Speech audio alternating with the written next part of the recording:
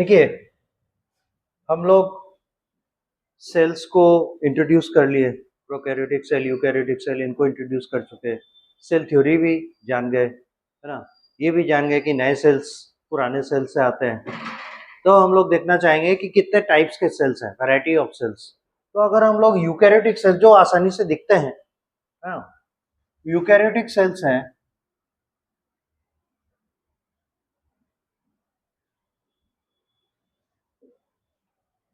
Various shapes and size.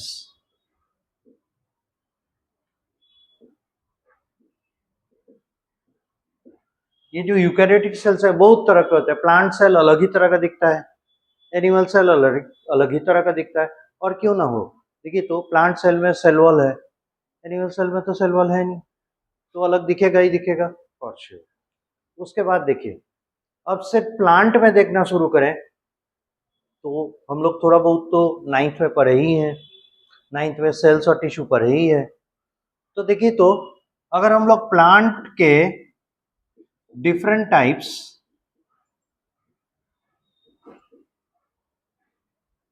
और plant cells अगर देखना शुरू करें,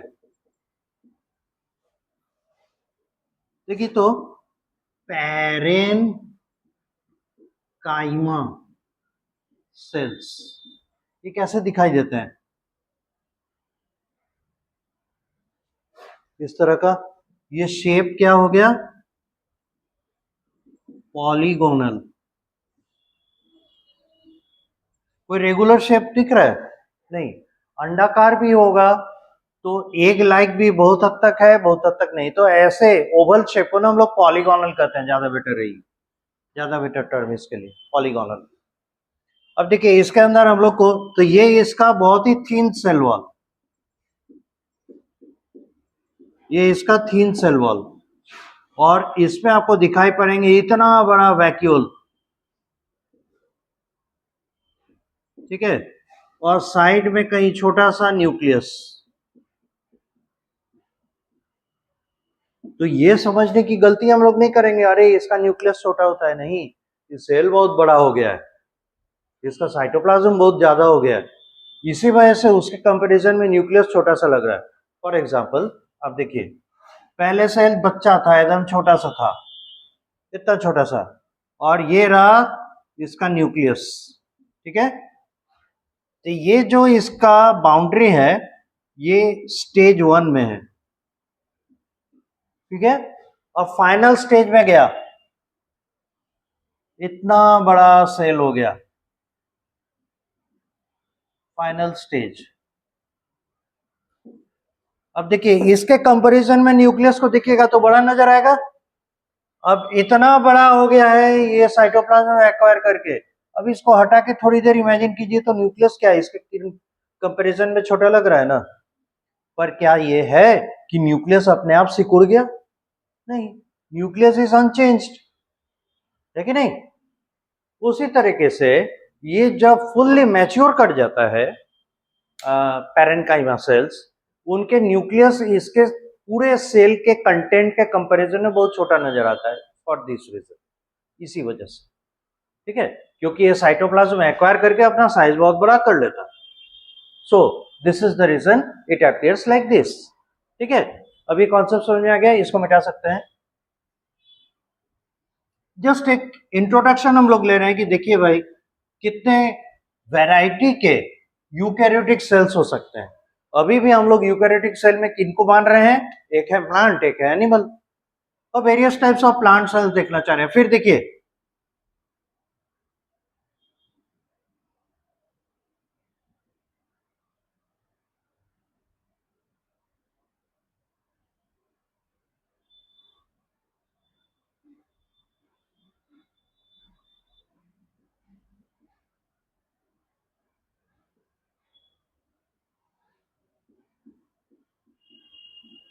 फाइबर, जाइलम फाइबर, ये साहब डेड हैं, ये अलाइव है।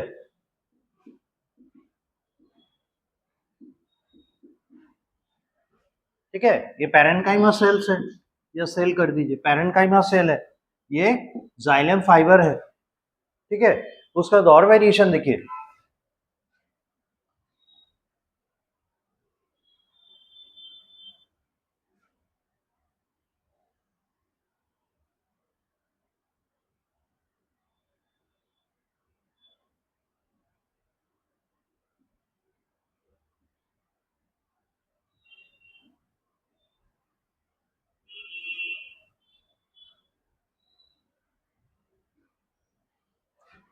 आकार प्रकार देखने के बाद बोलिएगा सर ये आप क्या कर रहे हैं, लग रहा है दोनों अगल बगल पैरेन्काइमा सेल्स बनाए है ना, ये लगेगा। लेकिन अगर आपको याद होगा कोलेनकाइमा सेल, तो ये है कोलेनकाइमा सेल्स, अंदर से रंग रूप वैसा ही रहता है, सिर्फ डिफरेंस कहाँ जाता है, ये देखिए ये जो है ना स्पेस, इस स्पेस को कहते हैं इंटर सेल्यूलर स्पेस, और इसमें क्या होता है कोलेनकाइमा के सेल्स में इंटरसेल्यूलर स्पेस बहुत कम होते हैं, वेरी लेस। तो यहां बोल सकते हैं अच्छा आप ये तो बता दिए, तो फिर पैरेन्काइमा सेल्स के बीच में इंटरसेल्यूलर स्पेस सबको दिखाइए, तो देखिए this is another parenchyma cell, और ये देख रहे हैं ये है स्पेस और ये है inter cellular space. Parenchyma sales के बीच में इंटरसेल्यूलर स्पेस एनफ होता है, बहुत ज्यादा होता है, कोलेनकाइमा सेल्स के बीच में इंटरसेल्यूलर स्पेस बहुत कम हो जाता है। और ये देखिए कॉर्नर पे,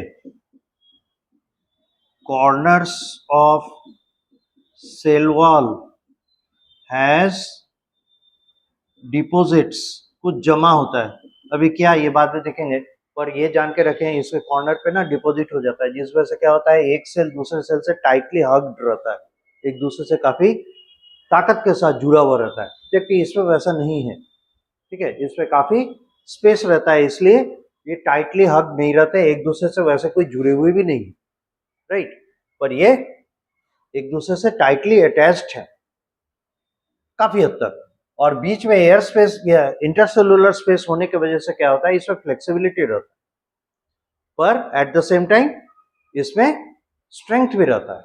तो आप देखते होंगे जो पत्ती है, पत्ती को अगर थोड़ा सा खींच के छोड़ दिया जाए स्प्रिंग की तरह ऐसा ऐसा करके फिर अपने पोजीशन पे आ जाता है, जानते हैं वो प्रॉपर्टी इसको कैसे मिला, इस लीफ के उस पोर्शन को जो लीफ को जोड़ के रख रहा है उसे पेटियोल कहते हैं, ठीक है, पेटियोल। तो लीफ का पेटियोल वो स्प्रिंग की तरह कैसे हिल डुल रहा है, because of this, at the same time उसे स्ट्रेंथ भी दे रहा है and at the same time flexibility भी दे रहा है। तो इससे फायदा क्या है, जब बहुत तेज हवा चलता है और काफी मजबूती के साथ एकदम स्ट्रॉन्ग स्ट्रक्चर खड़ा होगा तो हवा के सामने वो टिकेगा, हवा उसे लेके तोड़ के चला जाएगा। तो सोचिए एकदम अगर लीफ स्टैटिक स्ट्रक्चर होता, हिल डुल नहीं होता, तो जैसे ही तेज हवा बहती लीफ सैक्रिफाइस हो जाता है। इसीलिए लीफ को फ्लेक्सिबल दिया कि हवा के झोंके के साथ ऐसे मुड़ जाएगा, हवा जैसे ही छूटेगा वापस अपनी जगह पे आ जाएगा, तो लीफ का भी जिंदा रहना पॉसिबल हो जाएगा, हवा को भी रास्ता मिल जाएगा, और बिना एयर के ये रह भी नहीं सकता, एयर फ्लो तो जरूरी है। तो सभी चीजों को कैसे बैलेंस कर रहे हैं देख रहे हैं, दिस इज हाउ।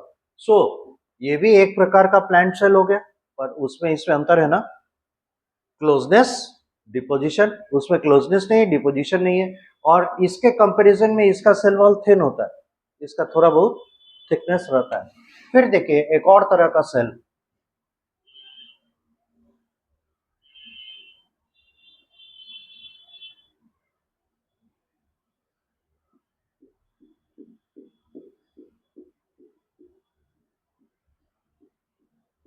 ध्यान में है इस तरह का कोई सेल आप पढ़े हैं,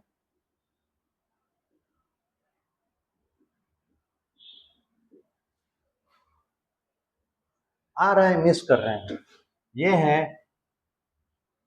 the xylem vessel, again a dead cell,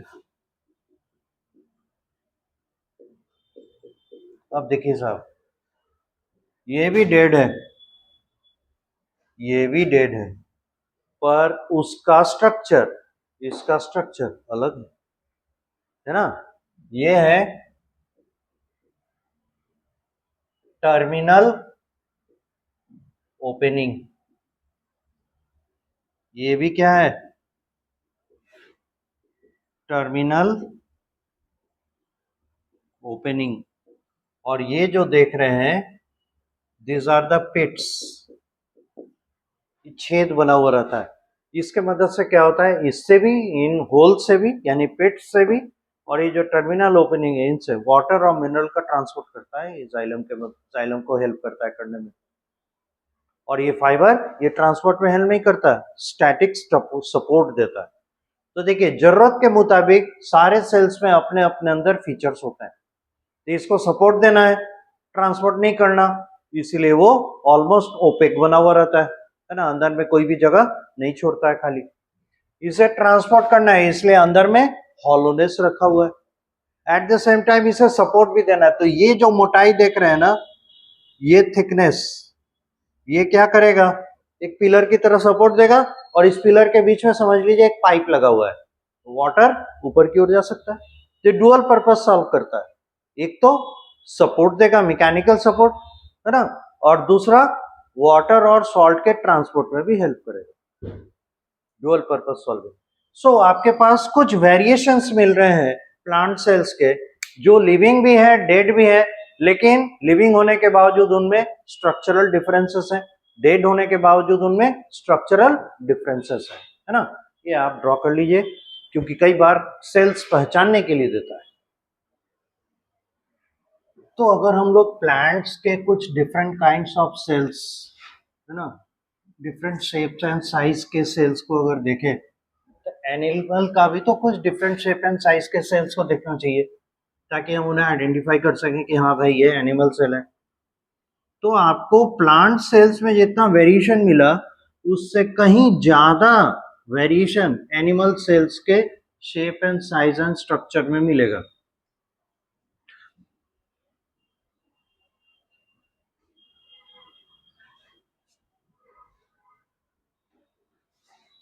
इसमें एक सेल और हम लोग को देखना है जो इम्पोर्टेंट है।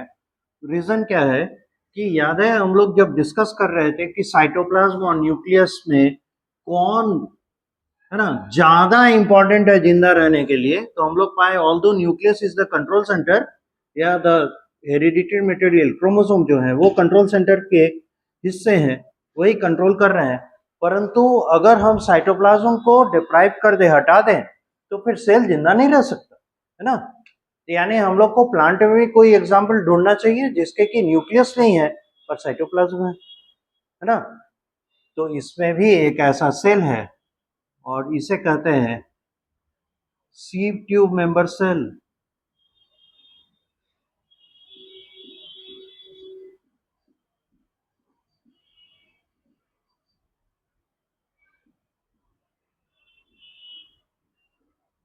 इस तरह का स्ट्रक्चर पड़े है ना, याद आ रहा है,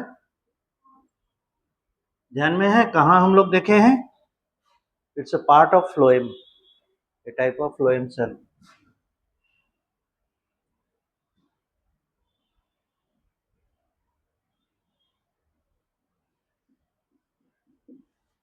ये जो है ना लार्ज साइज्ड वैक्यूल है,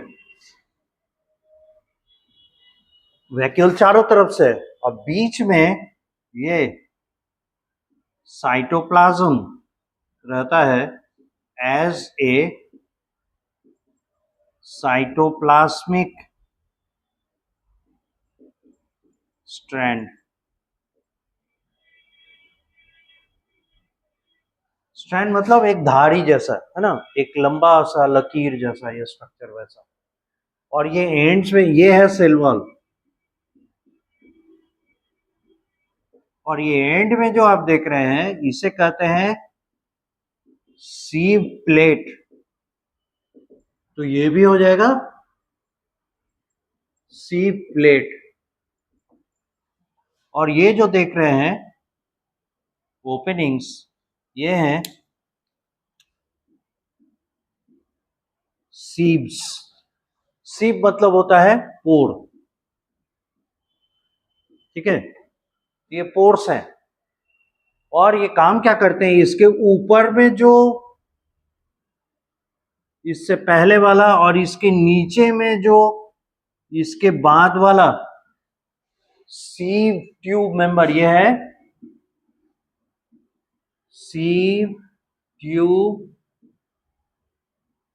मेंबर सेल, ठीक है। तो इससे पहले वाला ये हो गया, इससे बाद वाला ये हो गया।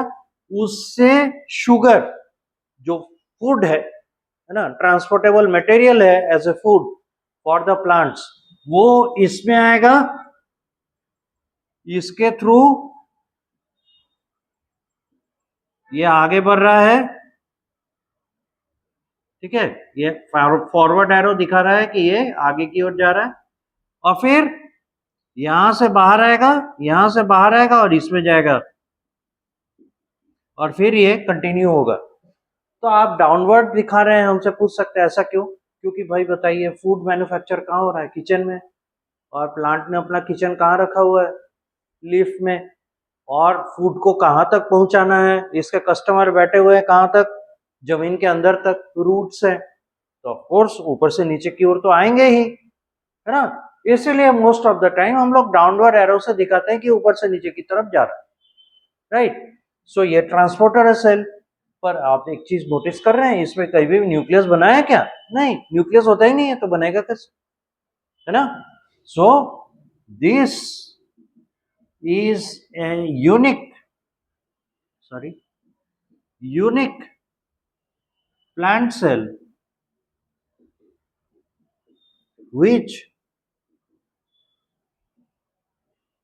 after maturity loses its nucleus but is with its cytoplasm। एक ऐसा सेल है, यूनिक सेल है प्लांट का, जो कि साइटोप्लाज्म तो रखता है, न्यूक्लियस नहीं रखता। तो नॉन न्यूक्लिएटेड सेल भी जिंदा है और लंबे समय तक रहता है। अगर ऐसा नहीं रहेगा तो फूड सप्लाई कैसे होगा, है कि नहीं। सो अनदर प्लांट सेल,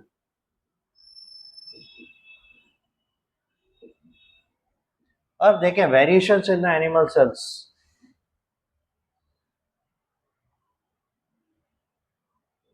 ये देख के क्या लग रहा है, हम क्या बनाए होंगे?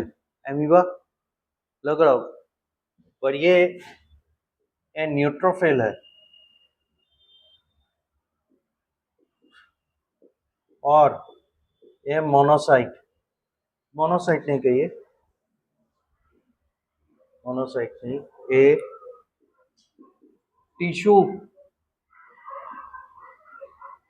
मैक्रोफेज, दोनों एक ही जैसे लगता है। न्यूट्रोफिल क्या है? ये फैगोसाइट, अब कई टर्म आ रहे हैं, ये phagocyte present in the blood for its protection against pathogens, ठीक है। न्यूट्रोफिल क्या है? एक फैगोसाइटिक सेल है जो कि ब्लड में रहता है और उसकी सुरक्षा करता है। टिश्यू मैक्रोफेज क्या है?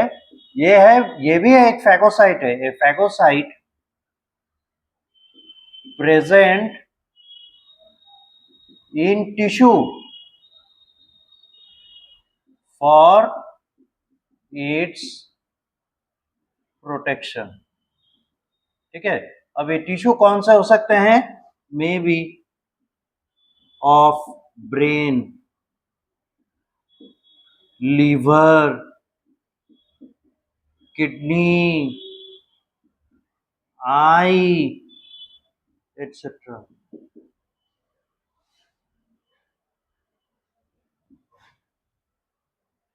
समझ लीजिए, एक ही तरह के मोरलस दिखते हैं, थोड़ा बहुत का डिफरेंस होता है। अब यहाँ पे एक नया चीज आया, एक तो देख रहे हैं फैगोसाइट और दूसरा देख रहे हैं कहाँ गया, मैक्रोफाइज। पहले इसको देखिए, फैगो मतलब होगा डिवोर। डिवोर मतलब समझते हैं, निगल जाना। जैसे शेर जो है अपना खाना कैसे खाता है, डिवोर्स, मार के निगल जाता है, खा पी के चबा के, तो ये निगलता है। और साइट मतलब जानते हैं, सेल। सेल को कई नाम से बुलाते हैं, कहीं साइट मिलेगा, कहीं ब्लास्ट लिखा मिलेगा, ठीक है, all are meaning the same, the cell. तो ये डिवोर निगलने वाला सेल है, उसे फैगोसाइट कहते हैं। फैगो मतलब निगल जाना, और साइट मतलब सेल। मैक्रोफेज, इसमें फिर दो पार्ट है। मैक्रो, मैक्रो मतलब होता है लार्ज, वेरी बिग। और फाज या फेज, दैट डिवोर्स या एनगल्फ्स, जो निगल जाता है। तो ये वो ऐसा सेल है बड़ा वाला जो निगल जाता है, इसीलिए इसे मैक्रोफेज कहा। वर्ड बाय वर्ड देखिए, बायोलॉजी बड़ा इंटरेस्टिंग सब्जेक्ट है, कम से कम 11-12 तक। रीजन क्या है जानते हैं, इसमें 60% चीज के बारे में आप तभी समझ जाएंगे जब आप उस वर्ड का मीनिंग समझेंगे। इसलिए जितने भी नए टर्म्स आ रहे हैं, है ना, हमारे बायोलॉजी में, उन सब का मीनिंग समझना बहुत जरूरी है। तो एक अलग जगह पे एक छोटा सा डिक्शनरी टाइप अपना ही 50-100 पेज का बना लीजिएगा, और इस तरह के नए नए वर्ड्स जो आपको मिलेंगे उनका कलेक्शन उसमें करते जाइएगा। तो डेली एक बार अगर उसको देख गए, हर दिन तो मिलेगा नहीं, हो सकता है 2 दिन 3 दिन में 1-2 मिला, तो पूरे आपके इस 2 साल के जर्नी में आपको हो सकता है 1000 या 2000 ऐसे वर्ड्स मिले। तो इन वर्ड्स को अगर आप ध्यान में रखेंगे और डेली एक बार देख जाइएगा, तो 60% सवाल का जवाब तो आप वर्ड देखते ही समझ जाइएगा। 40% में क्या रह जाता है जानते हैं, ये काम कैसे करता है, how does it function, mechanism, वो रहता है। Then you get the complete picture. अब विश्वास कीजिए, पूरा बायोलॉजी आपका 11-12 है ना, इसी पे डिपेंडेंट है, इसी पे आधारित है। दरअसल आप जो भी आगे का हायर स्टडी करेंगे, मेडिकल में जाएंगे, या आप बायोलॉजी से रिलेटेड जो भी पढ़ाई करना चाहते हैं, तो उसमें एक्चुअली यही आपका एक बेस, एक फाउंडेशन बनता है। इसी के आधार पे बातें बोली जाती है। जैसे हम लोग जब इंग्लिश पढ़ते हैं, कोई भी लैंग्वेज पढ़ते हैं, तो सबसे पहले क्या पढ़ते हैं, उसका अल्फाबेट, ABCD, उसका जो अक्षर है उसको पढ़ते हैं। अल्फाबेट या लेटर्स हो गए, लेटर समझने के बाद फिर क्या करते हैं, लेटर से वर्ड बनाते हैं, कैसे वर्ड बनता है, फिर वर्ड्स के टर्म में बात करते हैं, लेटर थोड़े बोलते हैं, है कि नहीं। उसी तरह से बायोलॉजी में ये जो आप टर्म्स देख रहे हैं ना, ये बायोलॉजी के वर्ड्स हैं, ठीक है, ये बायोलॉजी के वर्ड्स हैं।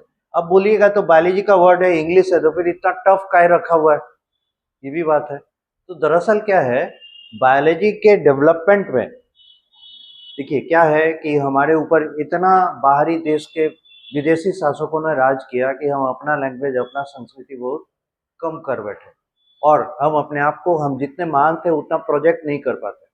तो प्रोजेक्ट कौन कर लिया, इंग्लिश, ठीक है। और इंग्लिश के साथ एक बुरा बात क्या है, ये जहां भी गया, जिस देश में भी गया, वहां के लैंग्वेज को खा गया और सब इंग्लिश स्पोकन हो गए। क्योंकि जो भी इंग्लिश मैन थे यानी ब्रिटिशर्स, वो बहुत, मतलब समझिए, बहुत इंटेलिजेंट हुआ करते थे। तो वो अलग है, वो हिस्ट्री पे हम लोग नहीं जाएंगे।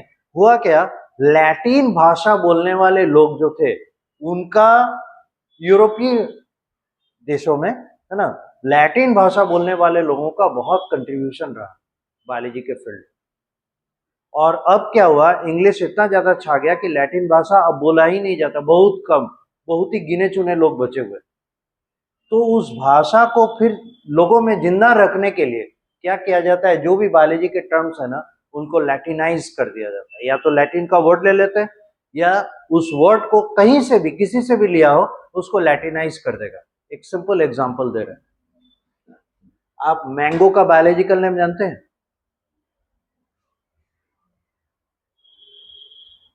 मैंजीफेरा इंडिका, जानते थे ना?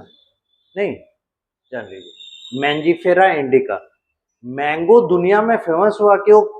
क्योंकि इंडिया में ये पाया जाता, मतलब इंडिया में जो मैंगो है इसके बारे में लोग जाने, जब बाहर से लोग आए, है ना, ट्रेड के लिए पहले आते थे, तो यहाँ का मीठा फल है, सबसे बेहतरीन फल है, इसी तरह से ये पूरी दुनिया में जाने जाना था। अब जब इसका बायोलॉजिकल नेम करने की बारी आई, तो एक कस्टम है, एक कल्चर है कि जहां से ये पता चला ना पहली बार, या जिसने इसे खोजा, समहाउ उसको थोड़ा रिलेट करके चलते हैं, ठीक है? तो चूंकि इंडिया से ये फेमस हुआ, इसलिए इसके साथ नाम जोड़ा गया इंडिया। अब इंडिया डायरेक्ट बोलेंगे तो नहीं होगा, तो इसको लैटिनाइज कर दिया तो बन गया इंडिका। अब मैंगो है तो मैंजीफेरा जो कर दिया, ये लैटिन टच आ गया इसमें, तो मैंजीफेरा इंडिका इसीलिए इसको बोलते हैं, नहीं तो मैंगो इंडिया बोलते। तो ऐसा नहीं करते हैं, इसे लैटिन में कन्वर्ट कर देते हैं या लैटिनाइज कर देते हैं, इसीलिए इसका नाम इस तरह का हो जाता है। तो आपको जितने बायोलॉजी में टर्म्स मिलेंगे ना, वो कहीं ना कहीं से लैटिनाइज या लैटिन टच है उसमें, राइट? तो इसी वजह से ये हम लोग को थोड़ा डिफिकल्ट लगता है। तो हम लोग अपने बेटरमेंट के लिए क्या करेंगे, इनके मीनिंग्स देखते चलेंगे, है ना? और आधा लड़ाई हम उसी से जीत जाएंगे जब हमको मीनिंग पता रहेगा। एनीवे, तो ये एक सेल देख रहे हैं, ये एमीबा जैसा है पर एमीबा नहीं है ना? इसमें भी स्यूडोपोडिया है,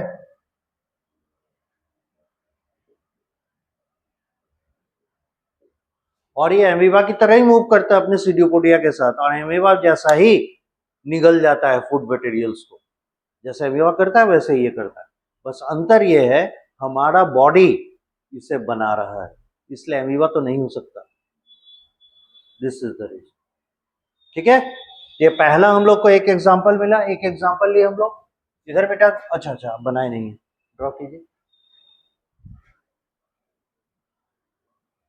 ये चीज भी इसमें जोड़ दीजिएगा, it is a transported cell, क्योंकि इसके बारे में तो जान ही गए, ये यूनिक सेल है, प्लस इसमें ट्रांसपोर्टेबल कैपेबिलिटी है इसीलिए।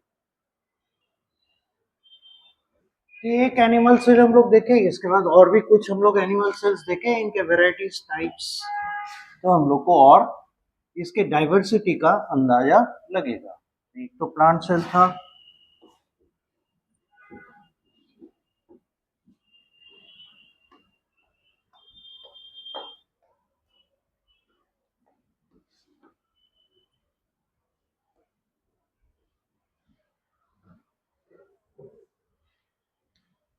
अब देखिए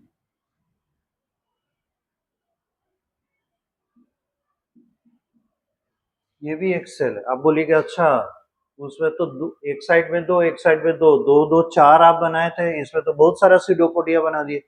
ऐसा नहीं है, ये साइटोप्लाज्मिक एक्सटेंशंस हैं, ये हैं cytoplasmic extensions.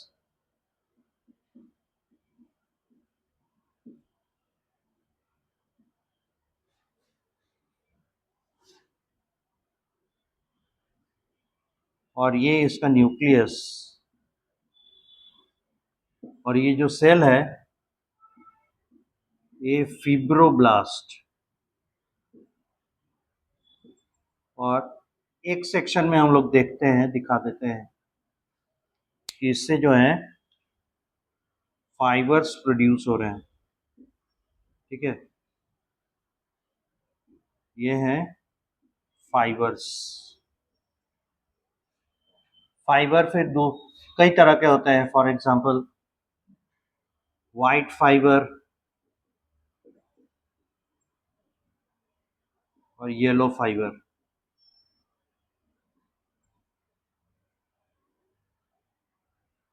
Yellow fibre, white fibre बना होता है मेड ऑफ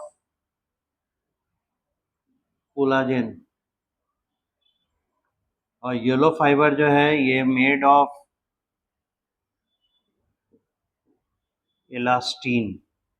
अब बोलिएगा ये सब आप क्या बता रहे हैं, आपको कहीं पढ़ने को मिला था, ध्यान में है? कनेक्टिव टिश्यूज पढ़े हैं ना एनिमल टिश्यूज में, 9th में? तो कनेक्टिव टिश्यू में याद होगा फिब्रोब्लास्ट एक तरह का सेल था। कनेक्टिव टिश्यू के 3 कंपोनेंट है, एक मैट्रिक्स है, एक सेल्स है और फाइबर्स है। ठीक है, तो क्या होता है, फाइबर फ्रेमवर्क बनाता है। जैसे हम पिलर ढलाई करते हैं तो उसमें क्या करते हैं, लोहे के सरिया का एक नेटवर्क बनाते हैं ना, उसी तरह से ये फाइबर एक नेटवर्क बनाता है। ठीक है, उसके बाद उसमें सीमेंट, बालू और गिट्टी का एक मिक्सचर डालते हैं जिसे कंक्रीट कहते हैं। गीला वाला डालते हैं, उसका सूख जाता है तो हार्ड टफ बन जाता है। उसी तरह से इसका मैट्रिक्स है जो कि एक सरफेस बनाता है। ठीक है, और उस सरफेस को कहाँ पे किस शेप में रहना है, that is decided by the fibre, क्योंकि फाइबर फ्रेमवर्क देख रहा है। ठीक है, तो ये एक एडेसिव सरफेस बनाएगा जिससे कि दो ऑर्गन या दो टिश्यू आपस में जुड़ पाएंगे। फिर इसका एक और काम होगा, ब्लड वेसल्स को एक सरफेस देना जहाँ पे कि वो बिछा जाए, जैसे पाइपलाइन बिछाते हैं ना, उसी तरह से ब्लड वेसल का भी तो एक पाइपलाइन है ब्लड सप्लाई के लिए। तो उसको कैसे हम सेट कर पाएंगे, तो with the help of that matrix. ठीक है, अब है क्या, इतना लंबा चौड़ा एक नेटवर्क हम बना दिए, इंफेक्शन आके उसमें बैठ गया तो, है कि नहीं। उसके बाद समय के साथ फाइबर्स टूट गए तो हम तो वन टाइम बना के छोड़ दिए, अब इसका रिपेयर देखभाल कौन करेगा।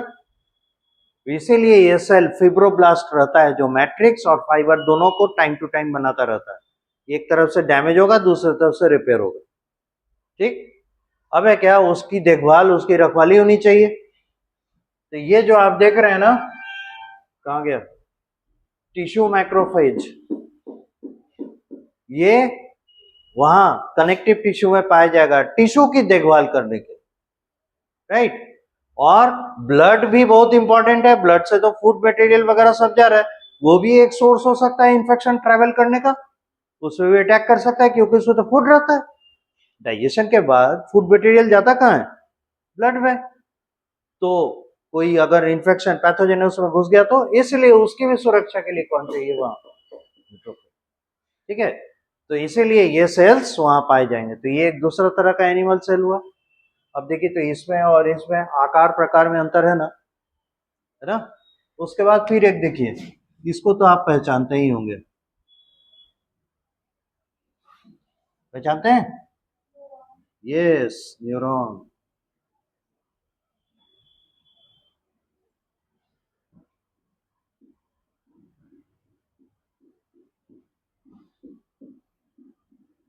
और हमारे बॉडी का ये लॉन्गेस्ट सेल है ना।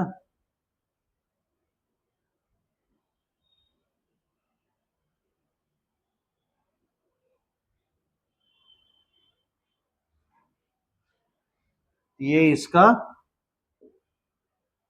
साइटोन, पूरा डील नहीं करेंगे क्योंकि हम लोग को देखना है बाद में। ये हो गया इसका एक्सॉन, और ये एरिया जो देख रहे हैं इसे कहते हैं एंड प्लेट। ठीक है, और जहां से एक्सॉन, इस साइटोन में से जहां से एक्सॉन निकल रहा है इसको कहते हैं एक्सॉन हिलॉक। इसका जरूरत है हम लोग को डिटेल पढ़ने के लिए, जब नर्वस सिस्टम पढ़ेंगे, है ना, कैसे कंट्रोल एंड कोऑर्डिनेट होता है बाय द न्यूरॉन्स, तब इसके बारे में और डिटेल आएगा। अभी इतना ही जान के रखिए कि ये एक फिगर हो गया किसका, ये न्यूरॉन। कहाँ ये, है ना, मैट्रिक्स और फाइबर प्रोड्यूस कर रहा है, कहाँ ये प्रोटेक्शन दे रहा है, और ये नर्वस ट्रांसमिशन कर रहा है in the form of electrical messages, है ना। इसमें एक्चुअली हम लोग कह सकते हैं इसमें करंट फ्लो कर रहा है। तो उसके मदद से ये क्या करता है, इंफॉर्मेशन को या सेंसेशन को एक एंड से दूसरे एंड तक पहुंचाता है। This is another kind of animal cell. उसके बाद देखिए,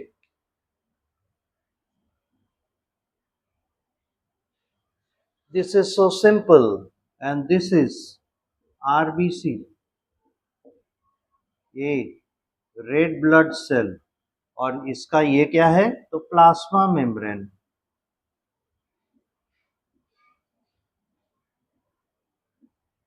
और इसके अंदर क्या है, तो साइटोप्लाज्म, ए ट्रांसपोर्टर सेल। तो वहां देखे सी ट्यूब मेंबर सेल, यहाँ देख रहे हैं आरबीसी, रेड ब्लड सेल, वो भी ट्रांसपोर्टर, ये भी ट्रांसपोर्टर, पर इसका ट्रांसपोर्टेबल मटेरियल अलग, उसका ट्रांसपोर्टेबल मटेरियल क्या था, फूड, इसका ट्रांसपोर्टेबल मटेरियल बोलिए तो हीट, ट्रांसपोर्ट्स, बता सकते हैं, ऑक्सीजन एंड कार्बन डाइऑक्साइड, और किसके मदद से जानते हैं, haemoglobin, with the help of HB, HB मतलब हीमोग्लोबिन।